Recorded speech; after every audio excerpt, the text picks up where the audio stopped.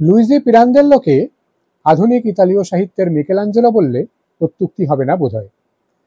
অথচ আদতে মানুষটা কিন্তু মূল ইতালি ভূখণ্ডের লোকই নন, সিসিলিয়ান।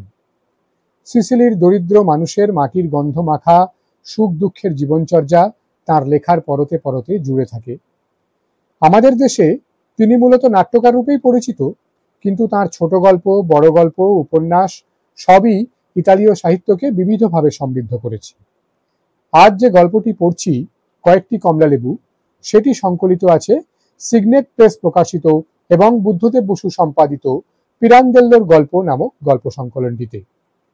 এই গল্পটি অনুবাদ করেছেন বাংলা সাহিত্যের আরেক দিকপাল বুদ্ধদেব বসু স্বয়ং। তবে গল্পটি সরাসরি ইতালীয় ভাষা থেকে নয়, তার ইংরেজি অনুবাদ থেকে অনুবাদ করা। এখানে সম্পাদক তথা অনুবাদক কৈফিয়ত দিয়েছেন এই বলে যে অনুবাদ ইংরেজি থেকে করা হয়েছে, মূল ইতালিয়ান থেকে নয়। অনুবাদে কিছুটা ক্ষতি হয়তো অপরিহার্য, সে ক্ষতি আমরা পূরণ করবার চেষ্টা করেছি ভাষা বিন্যাসের সৌষ্ঠবে। অনুবাদের বাংলা যাতে সহজেই বাংলার মতো করে পড়া যায়, যাতে বিজাতীয় গন্ধ কোথাও তাকে শ্রীপ্রষ্ট না করে, সেই বিষয়ে আমরা বিশেষ লক্ষ্য রেখেছি। নামগুলির ইতালিয়ান উচ্চারণই রাখা হয়েছে। যদি স্বরলিপিতে কোথাও ভুল হয়ে থাকে পণ্ডিতেরা মার্জনা করবেন। শুধু জায়গার নামগুলি লেখা হয়েছে ইংরেজি উচ্চারণের অনুসরণে। রোমকে রোমা লিখলে বাঙালির অভ্যাসের উপর বড় বেশি জুলুম করা হতো। অনুবাদকের বক্তব্য এটুকুই। এই বইটি অনলাইনে সংগ্রহ করতে চাইলে আমাদের বর্ণনার বাক্সে পেয়ে যাবেন প্রয়োজনীয় লিঙ্ক। এখন আসুন শুনে নেওয়া যাক বুদ্ধদেব বসুর অনুবাদে লুইজি পিরান্দেল্লোর গল্প কয়েকটি কমলালেবু, পাঠে আমি রহিন। তেরেসিনা কি এখানে থাকে? বাটলারের গায়ে তখনও কেবল শার্ট, কিন্তু এরই মধ্যে সে গলায় শক্ত করে কলার চাপিয়েছে। পা থেকে মাথা পর্যন্ত ছেলেটিকে সে একবার দেখে নিল। ছেলেটি তার মোটা কোটের কলার কান পর্যন্ত তুলে দিয়েছে। শীতে নীল হয়ে জমে গেছে তার হাত। এক হাতে ছোট্ট একটি নোংরা ব্যাগ, অন্য হাতে একটা পুরনো অ্যাটাসে কেস নিয়ে সবচেয়ে উপরের সিঁড়িতে দাঁড়িয়ে বর্বরের মতো সে বাটলারের দিকে তাকিয়ে। বাটলারের চোখের উপর মোটা মোটা ভুরু, দেখে মনে হয় তার গাল থেকে দাড়ি কেটে নিয়ে কেউ স্থায়ীভাবে ওখানে বসিয়ে দিয়েছে। সেই ভুরু তুলে সে জিজ্ঞেস করলে, তেরেসিনা? তেরেসিনা কে? ছেলেটি মাথা ঝাঁকুনি দিয়ে এক ফোঁটা শিশির তার নাক থেকে ঝরিয়ে নিল। তারপর জবাব দিলে, তেরেসিনা, গায়িকা তেরেসিনা। বাটলারের মুখে বিস্ময় মেখানো বিদ্রুপের হাসি ফুটে উঠল। ও, তার নাম বুঝি তেরেসিনা? শুধুই তেরেসিনা? আর তুমি কে বলো তো? ছেলেটির মুখে বিরক্তির রেখা ফুটল। ঘোঁত করে একটা আওয়াজ বেরোলো তার নাক দিয়ে। সে বাড়িতে আছে না নেই বলো দেখি। তাকে গিয়ে বলো যে মিচুচ্চ এসেছে, তাহলেই হবে। বাটলারের মুখের উপর একটি সূক্ষ্ম হাসি যেন জমে বরফ হয়ে গেল। কিন্তু এখন তো কেউ বাড়িতে নেই। মাদাম সিনা মার্নিল এখনো থিয়েটার থেকে ফেরেননি। আর আর মার্থা মাসি? মিচুচ্চ তাকে বাধা দিল। ও, আপনি তার বোনপো বুঝি? চাকরটা তক্ষুনি সসম্মানে সোজা হয়ে দাঁড়ালো। আজ্ঞে না, কেউ বাড়ি নেই। একটার আগে ফিরবেন বলে মনে হয় না। আজ আপনার আপনার ইয়ের জয়ন্তী কি না? মাদাম তাহলে আপনার কি না হলেন? এই মাসিতো বোন না? মিচুচ্চ একটু অপ্রস্তুত হয়ে বলে, না মানে ওরা ঠিক আমার আত্মীয় নয়। আমার নাম মিচুচ্চ বোনাভিনো। আমার নাম শুনলেই সে চিনবে। ওর সঙ্গে দেখা করতেই আমি দেশ থেকে এসেছি। এরপরে বাটলার ভাবলে যে আগে আপনিগুলো ব্যবহার না করাটাই ঠিক হবে। রান্নাঘরের পাশে ছোট্ট অন্ধকার একটা ঘরে মিচুচ্চকে সে নিয়ে গেল। সেখানে কার একটা উচ্চ নাসিকা ধ্বনির শব্দ আসছে। বসো এখানে, আমি আলো নিয়ে আসছি। যেদিক থেকে নাক ডাকার শব্দটা আসছিল মিচুচ্চ সেদিকে তাকালো, কিন্তু নাসিকা ধ্বনির উৎসটি আবিষ্কার করতে পারল না। তখন সে রান্নাঘরের দিকে তাকিয়ে দেখলো বাবুর্চি আর বয় মিলে ডিনার প্রস্তুত করছে। ভোজ্যবস্তুর গন্ধে সে আচ্ছন্ন হলো। মাথা ঝিমঝিম আর গা বমি বমি করতে লাগলো তার। সকাল থেকে সে বলতে গেলে কিছুই খায়নি। মেসিনা থেকে এক রাত্রি একদিন ট্রেনে কাটিয়ে এইমাত্র এসে পৌঁছেছে। বাটলার আলো নিয়ে এলো। ঘরের এক দেওয়াল থেকে আরেক দেওয়ালে দড়ি ঝুলিয়ে একটা পর্দা খাটানো হয়েছে। তার আড়ালে এতক্ষণ নাক ডাকিয়ে যে ঘুমোচ্ছিল সে আধো ঘুমের মধ্যে বিরক্তির স্বরে বলে উঠল, কে? দরিনা, ওঠ, সিনর বোনাভিচিনো এসেছেন। আঙুলে ফু দিতে দিতে মিচুচ্চো বলে, বোনাভিনো। সিনর বোনাভিনো এসেছেন, মাদামের বন্ধু। আর তুই কিনা পড়ে পড়ে ঘুমোচ্ছিস? ঘন্টা বাজলে তোর কখনো কানে যায় না। আমি তো আর এক হাতে সব করতে পারি না। আমাকে এখন খাবার টেবিল সাজাতে হবে, আনাড়ি বাবুর্চিটার পেছনে তো আমি লেগেই আছি। এর উপরে আবার কে এলো না এলো তাও কি আমাকেই দেখতে হবে? বাটলারের এই বকুনির উত্তরে শোনা গেল অনেকক্ষণ ধরে আড়মোড়া ভাঙার সঙ্গে তাল রেখে হাইয়ের প্রচন্ড শব্দ। তারপর হঠাৎ একটা তীব্র অনুনাসিক ধ্বনি। রাগে গজগজ করতে করতে বাটলার চলে গেল। মিচুচ্চর একটু হাসি পেল। চোখ দিয়ে বাটলারকে সে অনুসরণ করলে আরো একটা আধো অন্ধকার ঘর পার হয়ে উজ্জ্বল আলো জ্বলা বিশাল খাবার ঘরের প্রান্তে সে পৌঁছালো। কি সুন্দর, কি জমকালো টেবিল সেখানে পাতা। মিচুচ্চ মুগ্ধতায় আত্মবিস্তৃত হলো। খানিক পরে সেই নাক ডাকার শব্দে আবার তার চোখ এসে পড়ল পর্দার ওপর। বগলের তলায় ন্যাপকিনটি নিয়ে বাটলার একবার ও ঘরে যাচ্ছে, একবার এ ঘরে আসছে। কখনো দরিনার উদ্দেশ্যে, কখনো বাবুর্চির উদ্দেশ্যে তার বকর বকর চলেইছে। বাবুর্চিটি নিশ্চয়ই নতুন লোক, আজকের উৎসবের জন্যই তাকে আনা হয়েছে। সে অবিশ্রান্ত এ কথা ও কথা জিজ্ঞেস করে বাটলারকে অতিষ্ঠ করে তুলছে। মিচুচ্চরও তাকে অনেক কথা জিজ্ঞেস করবার ছিল, কিন্তু সেগুলো এখন চেপে যাওয়াই ভালো। বাটলারকে আর ঘাঁটিয়ে কাজ নেই। এ কথাও তাকে জানানো দরকার যে সে মিচুচ্চই তেরেসিনার ভাবী স্বামী। কিন্তু কথাটা বলতে সে খুব উৎসাহ পেল না। কেন কে জানে। এ কথা শুনলে তার সঙ্গে অত্যন্ত সসম্মান ব্যবহার না করে বাটলারের উপায় থাকবে না, সেটাই কি কারণ? যদিও এখনো সে তার কোটটি গায়ে চড়ায়নি, তবু বাটলারের ভাবভঙ্গি কি মার্জিত, কি আত্মস্থ। তার দিকে তাকিয়ে মিচুচ্চ মনে মনে কথাটা ভাবতেও লজ্জায় যেন মরে গেল। সে তেরেসিনার ভাবী স্বামী, তবু একসময় তার পক্ষে আর আত্মসংবরণ করা সম্ভব হলো না। সে জিজ্ঞেস করেই ফেলল, কিছু মনে করো না, কিন্তু এই বাড়িটি কার? বাটলার তাড়াতাড়িতে জবাব দিলে, আমাদেরই, যতক্ষণ এখানে আছি আমাদেরই। আর মিচুচ্চ বসে বসে মাথা নাড়তে লাগলো। কি কাণ্ড, সব তাহলে সত্যি।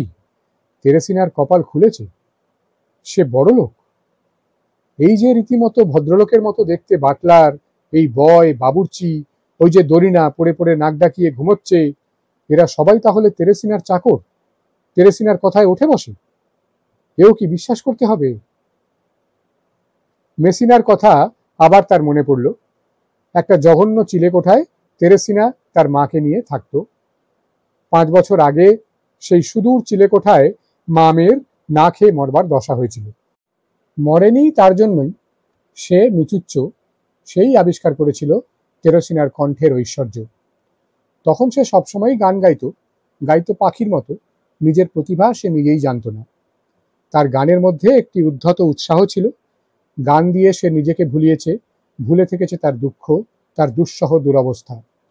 তার মা বাবা, বিশেষ করে তার মা নিরন্তর বাধা দিয়েছেন, তবু মিচুচ্চর প্রাণপণ চেষ্টা ছিল কেমন করে সেই দুঃখ একটুও লাঘব হবে। তেরেসিনার বাপ মারা গেল, এরপরে সে কি তাকে ত্যাগ করতে পারে? সে নিঃস্ব বলে তাকে ছেড়ে যাবে সে? তার তো ছোটখাটো একটা চাকরি আছে, মিউনিসিপ্যালিটির ব্যান্ডে সে বাঁশি বাজায়। মিচুচ্চর মনে যেন দৈব প্রেরণা এসেছিল, যেন সে আকাশবাণী শুনেছিল। তাই তো তেরেসিনার কণ্ঠকে কাজে খাটাবার কথা মনে হয়েছিল তার। মনে পড়ে সেদিন ছিল এপ্রিল মাস। ওদের চিলেকোঠার জানলাটি যেন ফ্রেমের মতো খানিকটা উজ্জ্বল নীল আকাশকে ধরেছে। সেই জানলার ধারে বসে তেরেসিনা একটা সিসিলির সুর গুনগুন করছিল।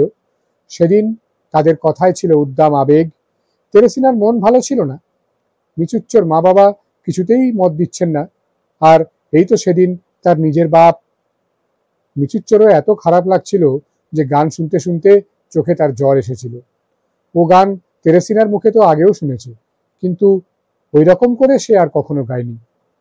সেদিন তার মন এমন নাড়া খেয়েছিল যে পরের দিনই তেরেসিনাকে কি তার মাকে কিছুই না বলে তার এক বন্ধুকে, সেই ব্যান্ডের কন্ডাক্টরকে সে সঙ্গে করে ওদের চিলেকোঠায় নিয়ে এসেছিল।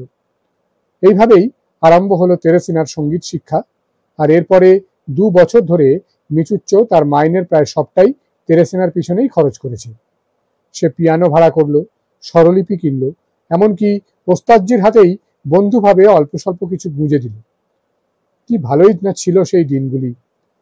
তেরেসিনার ভবিষ্যৎকে উজ্জ্বল রঙে আঁকতেন তার ওস্তাদ। তেরেসিনার ইচ্ছা হতো দড়িদড়া ছিঁড়ে সেই ভবিষ্যতের দিকে ভেসে পড়ে। আর তারই সঙ্গে সঙ্গে মিচুচ্চোর প্রতি তার কত ভালোবাসা, কত কৃতজ্ঞতা, কত সুখের স্বপ্নই দুজনে মিলে তারা দেখেছে।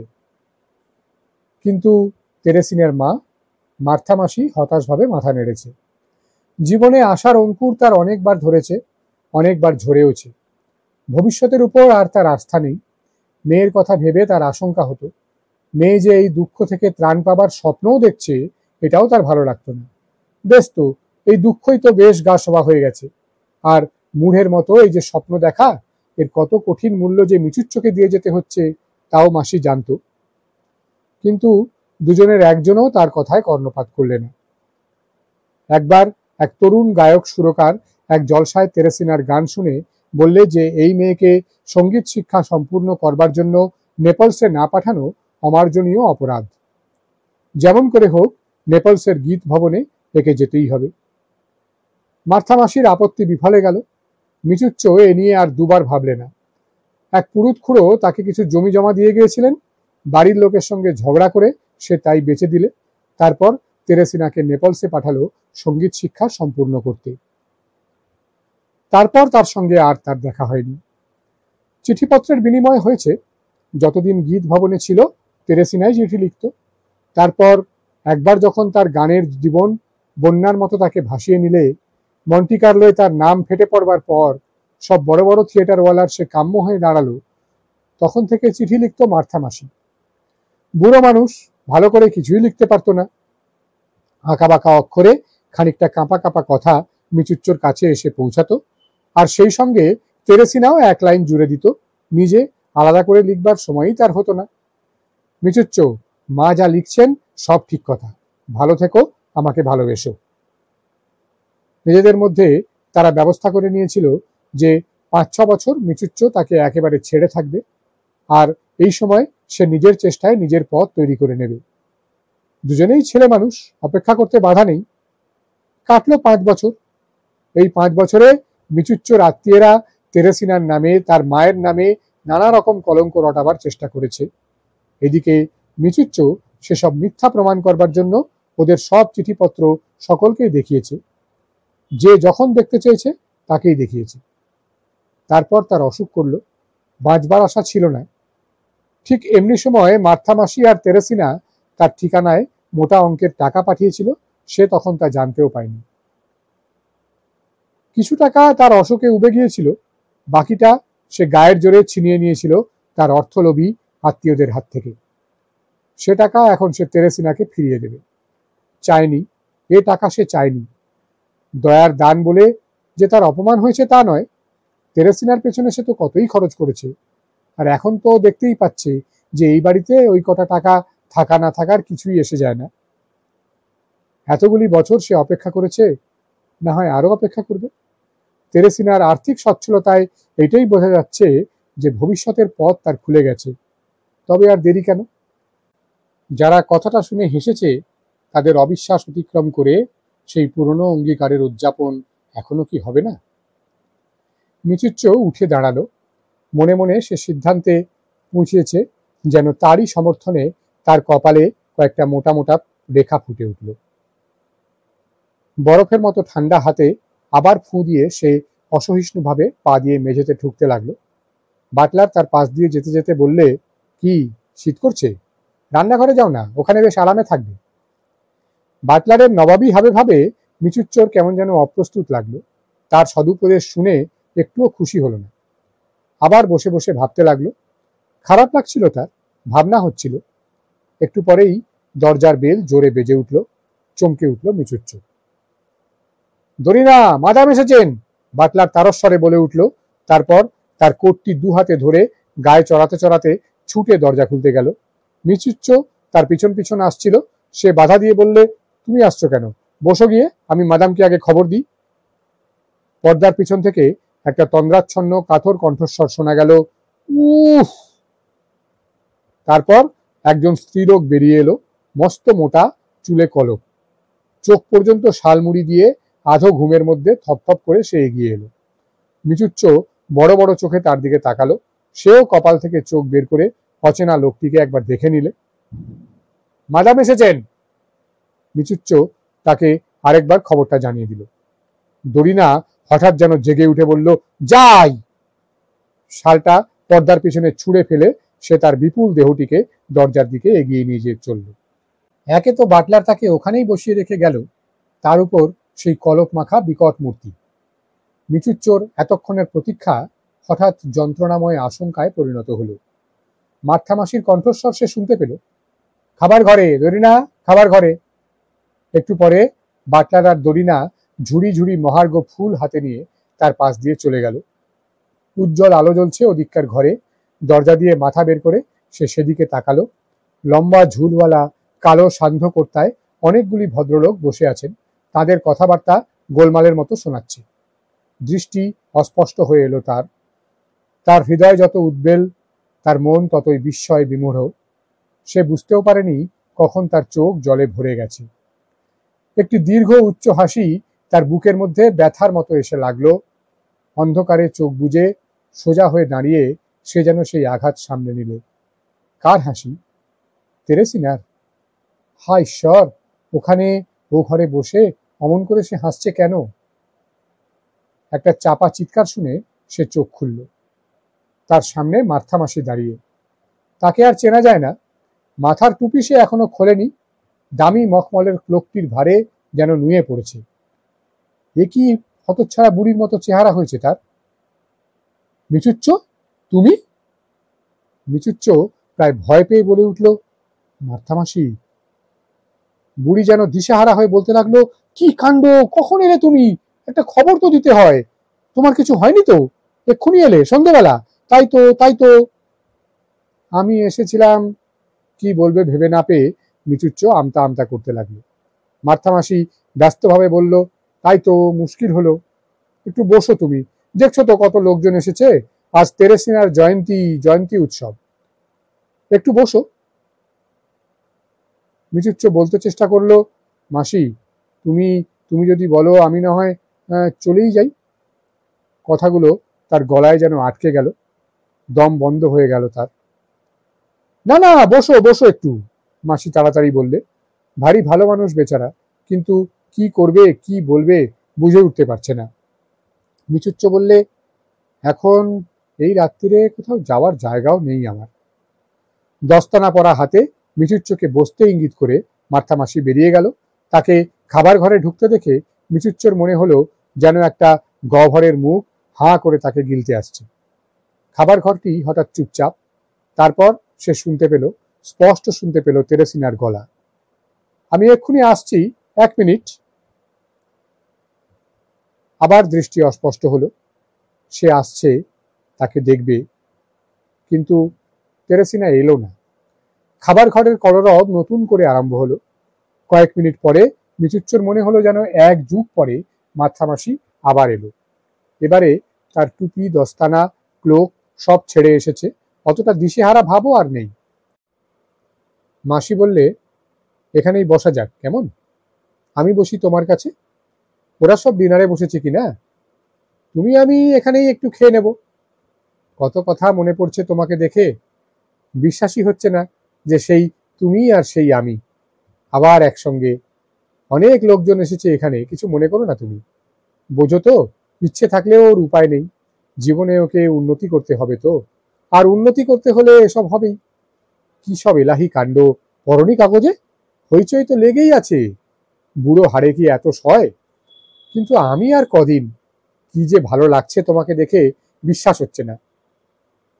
বুড়ির কানে কানে কে যেন বলে দিয়েছিল, অনর্গল বকে যাও, মিচুচ্চকে ভাবতে সময় দিও না। একটানা অনেকক্ষণ বকবক করে মাসি স্নেহ ভরা দৃষ্টিতে মিচুচ্চর দিকে তাকিয়ে হাতে হাত ঘষে একটুখানি হাসল। দরিনা ব্যস্ত সমস্ত হয়ে খাবার টেবিল সাজাতে এলো। তার এক মুহূর্ত সময় নেই, খাবার ঘরে ডিনার আরম্ভ হয়ে গেছে কিনা। মুখ অন্ধকার করে বেদনাদীর্ণ গলায় মিচুচ্চ বললে, মাসি, সে কি আসবে না? একবার তার দেখা পাবো তো। একটু চেষ্টা করে অপ্রতিভ ভাবটা কাটিয়ে উঠে মাসি বললে, বাহ, তা আসবে না, একটু একা হতে পারলেই আসবে, আমাকে তাই বললো তো। এতক্ষণে যেন পরস্পরকে তারা চিনতে পারল। সেই চেনার আলো জ্বলে উঠল তাদের হাসিতে। সেই হাসিতে ভর করে সব আড়ষ্টতা, সব আবেগের আন্দোলন পার হয়ে তাদের মন প্রাণ পরস্পরকে স্পর্শ করল। মিচুচ্চ তার চোখ দিয়ে বললে, তুমি সেই মার্থা মাসি তো? আর মাসির চোখ বললে, আহা, এই তো আমার সেই মিচুচ্চ। কিন্তু মাসি তার চোখ তক্ষুনি নামিয়ে নিলে, পাছে মিচুচ্চ সেখানে আরো কিছু পড়ে। হাতে হাত ঘষে বললে, খাবে নাকি এখন? আশ্বাসের সুখের স্বরে মিচুচ্চ বলে, খাবো না, খিদে পেয়েছে যে। আগে গ্রেস বলো। এখানে তোমার সামনে বসে আমারও বলতে লজ্জা নেই। মাসি দুষ্টু দুষ্টু চোখে তাকিয়ে বুকের উপর ক্রুশের চিহ্ন করতে করতে চোখ টিপল। বাটলার এলো প্রথম কোর্স নিয়ে।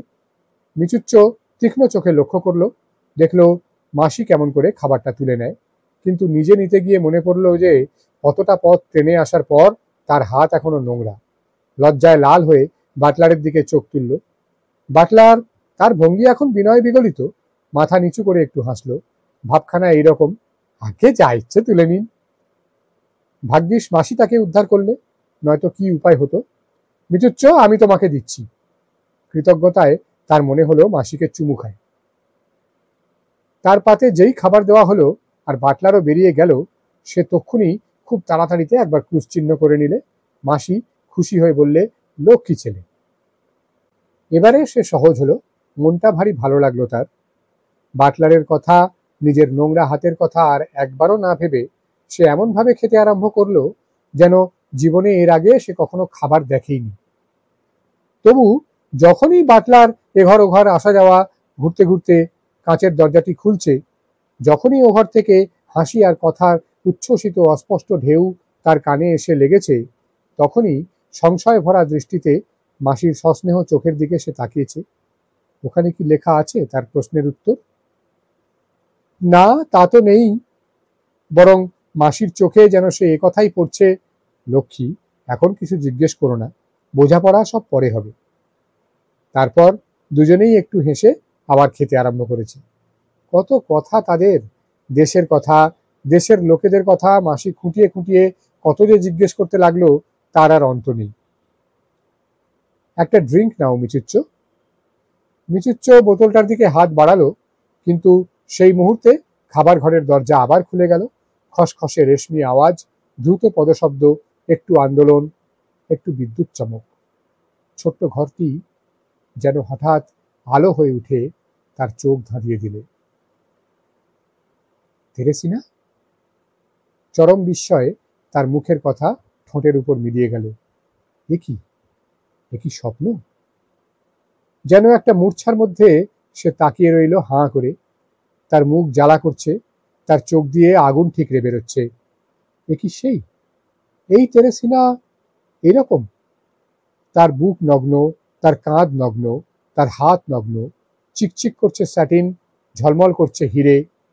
এ কি সত্যিকারের মানুষ? এ কি সত্যি? কি বলছে সে? এই স্বপ্নের জগতের কিছুই তার চেনা নয়, না চোখ, না হাসি, না কণ্ঠস্বর। কেমন আছো মিচুচ্চ? তোমার না অসুখ করেছিল, এখন বেশ সেরে উঠেছে তো? বেশ বেশ, আচ্ছা, আবার দেখা হবে। এই তো মা রইলেন তোমার কাছে, ঠিক আছে? বলতে বলতে তেরেসিনা ছুটে আবার খাবার ঘরে চলে গেল। মার্থা মাসি মিচুচ্চকে তার বিমূঢ়তা থেকে টেনে তুলবার চেষ্টা করলো। মিচুচ্চ, আর খাচ্ছ না যে? মিচুচ্চ তার দিকে ফিরেও তাকালো না। মাসি থালার দিকে দেখিয়ে জোর করলে, খাও।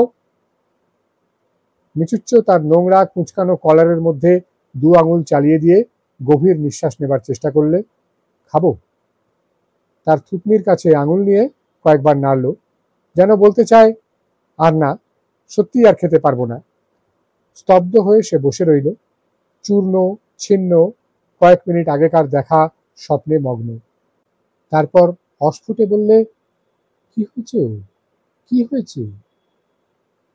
তার চোখে পড়ল যে মার্থা মাসি অত্যন্ত হতাশভাবে মাথা নাড়ছে। সেও আর খাচ্ছে না, অপেক্ষা করছে যেন।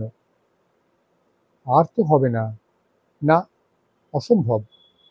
চোখ বুজে প্রায় নিজের মনে মনেই মিচুচ্চ আবার বললে। বোঝা চোখের অন্ধকারে সে দেখতে পেল তার আর তেরেসিনার মাঝখানে অতল গহ্বর। না না, এ তো সে নয়, তার তেরেসিনা তো এ নয়। সব চুকে গেছে অনেক অনেক দিন আগেই, অনেক অনেক দিন আগে। আর সে কিনা বুঝতে পারলো এই মাত্র। বাড়ির লোক তাকে এ কথাই তো বলেছে, সে কিছুতেই বিশ্বাস করেনি। বোকা বোকা। আর এখনই বা এই বাড়িতে নির্বোধের মতো সে বসে আছে কেন? যদি ওসব ভদ্রলোকেরা জানতেন, যদি বাটলারটাও জানতো যে সে মিচুচ্চ বোনাভিনো দেহের প্রতিটি স্নায়ু ক্ষয় করে 36 ঘন্টা ট্রেনে চড়ে অত দূর থেকে এখানে এসেছে এই স্থির বিশ্বাস নিয়ে যে এখনো সে তার সেই স্বপ্নরূপিণীর ভাবী স্বামী, তাহলে ওই ভদ্রলোকেরা, ওই বাটলারটা, ওই বাবুর্চি, বয়, দরিনা, এদের সকলেরই মুখে হো হো হো হো হাসি কি আর সহজে থামতো? কি হাসি, কি হাসির উল্লাস! যদি তেরেসিনা তাকে ধরে নিয়ে যেত ওই খাবার ঘরে, ভদ্রলোকেদের সামনে নিয়ে গিয়ে বলতো, দেখুন আপনারা, এই গোবেচারা ছোট্ট মানুষটি, এই বাঁশিওয়ালা, সে আমাকে বিয়ে করতে চায়। সত্য, তেরেসিনা নিজেই কথা দিয়েছিল, কিন্তু তখন তো ভাবাও যায়নি যে সে মেয়ে একদিন এই হবে। একথাও সত্য যে তেরেসিনার এই জীবন মিচুচ্চর চেষ্টাতেই সম্ভব হয়েছে। এখানে পৌঁছবার পাথেও সেই জুগিয়েছিল। কিন্তু তেরেসিনা কত দূরে চলে এসেছে, আর সে পড়ে আছে সেইখানেই, ঠিক সেই আগের মতোই। রবিবারে পার্কে বসে এখনো সে বাঁশি বাজায়। আর কি তার কাছে পৌঁছবার তার উপায় আছে? না না, সে কথাই আর ওঠে না। আর এই যে তেরেসিনা আজ একজন জমকালো ভদ্রমহিলা হয়েছে, তার কাছে তার সেই সামান্য টাকা কটা কি? কেউ মনে করেনি তো সেই নগণ্য কটা টাকার বিনিময়ে আজ সে কোনো দাবি জানাতে এসেছে? ছি ছি, কি লজ্জা, কি লজ্জা! তার মনে পড়ল তার অসুখের সময় তেরেসিনা যে কটা টাকা পাঠিয়েছিল সেটা তার পকেটেই আছে। লাল হয়ে উঠল তার মুখ, লজ্জায় সে যেন মরে যাবে। উঁচু হয়ে ওঠা বুক পকেটে এক হাত ঢুকিয়ে সে বললে, মাসি, সে যে তুমি আমাকে টাকা পাঠিয়েছিলে, সেটা ফেরত দিতেও এসেছিলাম আমি। কেন পাঠিয়েছিলে বলো তো? প্রতিদান? ঋণ শোধ? তেরেসিনা তো এখন তো সে একজন স্টার। আমার মনে হয় না, কিছু না, অসম্ভব। কিন্তু এই টাকাটা এই টাকাটা কেন? কোন অপরাধে আমার এই শাস্তি? ওসব চুকে গেছে, ও বিষয়ে আর একটি কথাও না। কিন্তু এই টাকাটা তুমি রেখে দাও মাসি। সব নেই, কিছু কম আছে, এই যে আমার দুঃখ। কি বলছো তুমি বাছা? জল ভরা চোখে মার্থা মাসি তার কথায় বাধা দেবার চেষ্টা করলো। ইঙ্গিতে তাকে চুপ করতে বলে মিচুচ্চ বলতে লাগলো, এটা আমি খরচ করিনি মাসি। আমার অসুখের মধ্যে আমার আত্মীয়রা, আমি কিছুই জানতাম না, কিছু কমই রইল। আমিও তো ওর পিছনে অল্প স্বল্প কিছু খরচ করেছিলাম। ঠিকই আছে তাহলে, টাকাটা নাও মাসি, আমি চললাম। সে কি এক্ষুনি? মাসি তাকে ধরে রাখবার চেষ্টায় ব্যস্ত হয়ে উঠল। একটু বসো, তেরেসিনার সঙ্গে কথা বলে যাও। তোমার সঙ্গে আবার দেখা করবার তার কত ইচ্ছে, বুঝলে না? বসো তুমি, আমি ডেকে দিচ্ছি। মিচুচ্চ দৃঢ়ভাবে জবাব দিলে, না, কি হবে আর। ওখানে ওই ভদ্রলোকেদের সঙ্গে আছে, ওখানেই থাক, ওখানেই মানায় ওকে। আমি হতভাগা। যাক, ওকে চোখে দেখেছি, এটুকুই আমার যথেষ্ট। বেশ বেশ, যেতে চাও তো তুমিও যাও মাসি, তুমিও ওখানে যাও। বসে বসে তাদের হাসি শোনোগে। আমি ওদের হাসি ঠাট্টার উপলক্ষ হতে চাই না। আমি চললুম। মিচুচ্চোর এই আকস্মিক দৃঢ় সংকল্পের সবচেয়ে খারাপ অর্থটি মাসির মনে উদয় হলো। মাসি ভাবলে যে মিচুচ্চোর এটা ঈর্ষার ভঙ্গি, ঘৃণার ব্যঞ্জনা।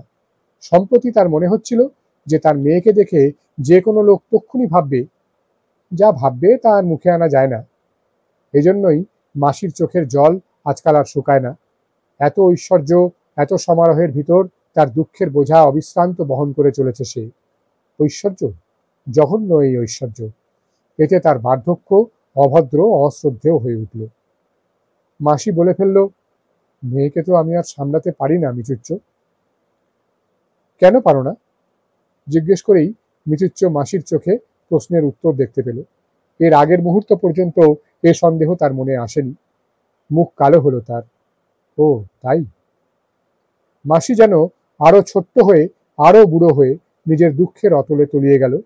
দু হাতে সে মুখ ঢেকে আছে, আঙুলগুলো থরথর করে কাঁপছে, চোখের জল কিছুতেই আর সামলাতে পারছে না। কাঁদতে কাঁদতে মাসি বললে, তাই ভালো বাছা, তাই ভালো, তুমি চলে যাও। ঠিকই বলেছ তুমি, ও আর তোমার নয়। তখন যদি আমার কথা শুনতে, তাহলে আর। তখন মেচুচ্চ নিচু হয়ে মাসির মুখ থেকে জোর করে একখানা হাত সরিয়ে নিলে, কিন্তু সে মুখে এত দুঃখ, এত যন্ত্রণা, ঠোঁটের উপর একটি আঙুল রেখে এমন করুণ অসহায় চোখে মাসি তার দিকে তাকিয়ে যেন তার দয়া ভিক্ষা করল, যে মিচুচ্চ নিজেকে সংযত করে কঠিন চেষ্টায় কণ্ঠস্বর নরম করল। অন্যরকম সুরে বললে, মাসি, আমি যেমন অপদার্থ, তুমিও তাহলে তেমনি। কিন্তু যাকগে ওসব, আমি এখন চলি। এখন তো আরো বেশি আমার চলে যাওয়া দরকার। মাসি, আমি একটা মূর্খ, কিছুই বুঝিনি। কেঁদো না মাসি, কেঁদে কি হবে? টাকা, লোকে ঠিকই বলে, টাকা। ছোট অ্যাটাচি কেস আর ব্যাগটি টেবিলের তলা থেকে তুলে নিয়ে যাবার জন্য সে পা বাড়িয়েছে। এমন সময় তার মনে পড়ল যে ব্যাগের মধ্যে ভরে কয়েকটা কমলা লেবু তেরেসিনার জন্য সে দেশ থেকে এনেছিল। শোনো মাসি। ব্যাগের মুখ খুলে সুগন্ধি টাটকা ফলগুলি সে টেবিলের উপর ঢালল। ওখানে যারা এসেছে তাদের মুখের উপর এই ফলগুলি যদি ছুঁড়ে মারি, তাহলে কেমন হয়? পাগল নাকি? মাসি ফোঁস করতে করতে আরেকবার তাকে শান্ত হতে বলল। তিক্ত হেসে মিচুচ্চ শূন্য ব্যাগটি তার পকেটে ভরে রাখল। আচ্ছা বেশ, ছুঁড়ব না। এগুলি ওর জন্যই এনেছিলাম, এখন তোমাকেই সব দিয়ে যাচ্ছি মাসি। একটা লেবু তুলে নিয়ে মাসির নাকের কাছে ধরল। কেমন গন্ধ মাসি? আমাদের দেশের মিষ্টি গন্ধটুকু পাচ্ছ কি? এর জন্য আমাকে আবার কাস্টমসে ট্যাক্সও দিতে হয়েছে। যথেষ্ট হয়েছে, আর না। মনে রেখো, এ শুধু তোমাকেই দিয়ে গেলাম। আর ওকে আমার শুভকামনা জানিয়ে অ্যাটাচি কেসটি তুলে নিয়ে সে বেরিয়ে গেল। কিন্তু সিঁড়িতে এসেই দারুণ একটা ভয় অভিভূত হয়ে পড়ল। দেশ থেকে অনেক দূরে, মস্ত অচেনা শহরে সে একা, সে পরিত্যক্ত। এদিকে রাত গভীর হয়ে আসছে, মোহ ছুটেছে তার, মান লুটিয়েছে ধুলোয়।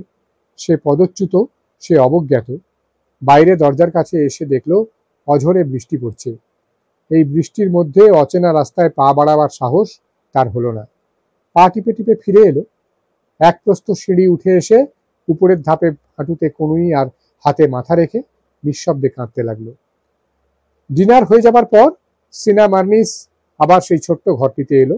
দেখলো তার মা একা বসে বসে কাঁদছে। ওদিকে ওরা সবাই হাসি গল্পে ঠাট্টায় মশগুল। অবাক হয়ে বললে, ও কোথায়? চলে গেছে? মাসি মেয়ের দিকে না তাকিয়ে শুধু একটু মাথা নাড়ল। সিনা শূন্যের দিকে তাকিয়ে গভীর একটি নিঃশ্বাস ছেড়ে অস্ফুটে বললে, বেচারা, বেচারা। কিন্তু একটু পরেই তার মুখের ভাব বদলে গেল। চোখের জল লুকাবার কোনো চেষ্টা না করে মাসি বললে, এই দেখ, এগুলো সে তোর জন্য এনেছিল। সিনা লাফিয়ে উঠে বললে, ট্যাঞ্জারিন লেবু, সিসিলের ট্যাঞ্জারিন, কি সুন্দর! দুহাত ভরে যে কটা সম্ভব চটপট সে তুলে নিল। মাসি আর্দ্র স্বরে বলল, ওগুলো ওখানে নিস নে, ওখানে নিস নে। কিন্তু সিনা একটুখানি কাঁধ ঝাঁকিয়ে ছুটে খাবার ঘরে গিয়ে চেঁচিয়ে বলল, কমলা লেবু, ট্যাঞ্জারিন লেবু, সিসিলির ট্যাঞ্জারিন।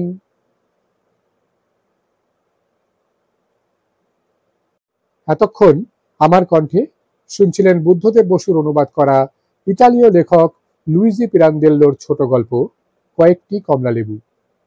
শুনতে কেমন লাগলো তা জানানোর জন্য আছে আমাদের মন্তব্যের বাক্স, আর ভালো লাগলে বন্ধুদের মধ্যে শেয়ার করা, একটা লাইক করার জন্য থাকছে অনুরোধ আর বাটন, সাবস্ক্রাইব করার জন্য একটা বেল বাটন আছে বটে, তাতে ক্লিক করলে পেতে পারবেন চ্যানেলের নিয়মিত আপডেট, কোথায় কি চলছে তার খবরাখবর। ভালো থাকুন প্রিয় শ্রোতা, গল্পে, আড্ডায়, ভাবনায়, চেতনায় থাকুন। দেখা হবে আবার খুব শিগগিরই। আজ আসি তাহলে।